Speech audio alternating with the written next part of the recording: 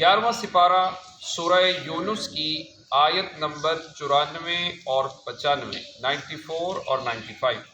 اللہ رب العزت کا فرمان عالی شان ہے، فَإِن كُنتَ فِي شَكٍّ مِّمَّا أَنزَلْنَا إِلَيْكَ، اور اے سننے والے اگر تجھے کچھ شبہ ہو اس میں جو ہم نے تیری طرف اتارا، فَاسْأَلِ الَّذِينَ يَقْرَؤُونَ الْكِتَابَ مِن قَبْلِكَ، تو ان سے پوچھ دیکھ جو تجھ سے پہلے کتاب پڑھنے والے، لَقَدْ جَاءَكَ الْحَقُّ مِن رَّبِّكَ، بے شک تیرے پاس تیرے رب کی طرف سے حق آیا، فَلَا تَكُونَنَّ مِنَ الْمُمْتَرِينَ، تو تو ہرگز شک والوں میں نہ ہو،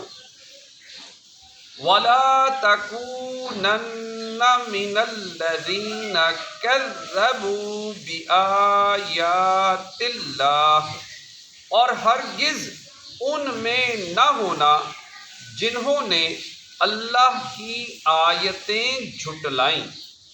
فَتَكُونَ مِنَ الْخَاسِرِينَ، کہ خسارے والوں میں ہو جائے گا۔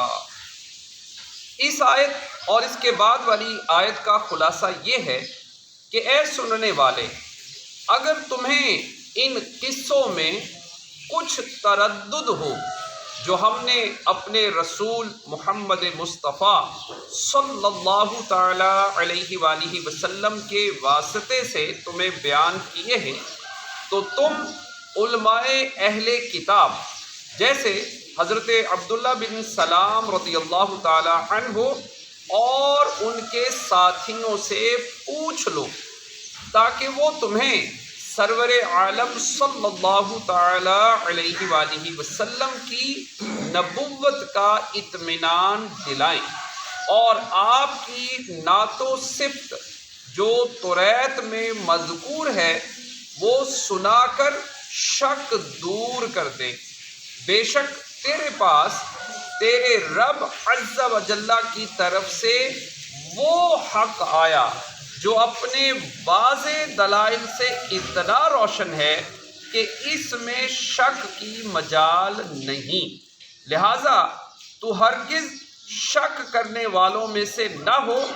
اور ہرگز ان لوگوں میں سے نہ ہونا جنہوں نے اللہ تعالیٰ کی واضح دلیلوں کو جھٹلایا، ورنہ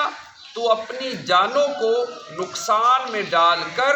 نقصان اٹھانے والوں میں سے ہو جائے گا۔ صلو علی الحبیب صلی اللہ علیہ وسلم۔